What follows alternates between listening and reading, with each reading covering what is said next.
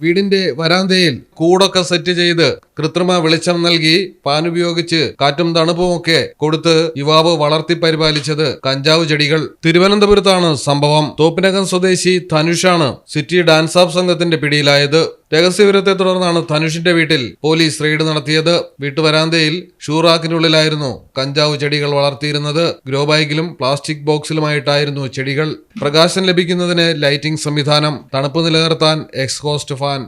72-23 centimetre ഉയരമുള്ള ചെടികളാണ് കണ്ടെത്തിയിരിക്കുന്നത്. പ്രതിക്ക് നഗരത്തിലെ കഞ്ചാവ് വിൽപ്പനക്കാരുമായി ബന്ധമുണ്ടെന്നാണ് ലഭിക്കുന്ന വിവരം. മലയാളം ടെലിവിഷൻ, തിരുവനന്തപുരം. ഇനി നിങ്ങളുടെ വീടുകൾക്കും കെട്ടിടങ്ങൾക്കും മരത്തിനേക്കാൾ വിലക്കുറവിലും മരത്തേവിലും കരുത്തുമായി ഫെയർടെക് സ്റ്റീൽ വിൻഡോ ആൻഡ് ഡോർസ്.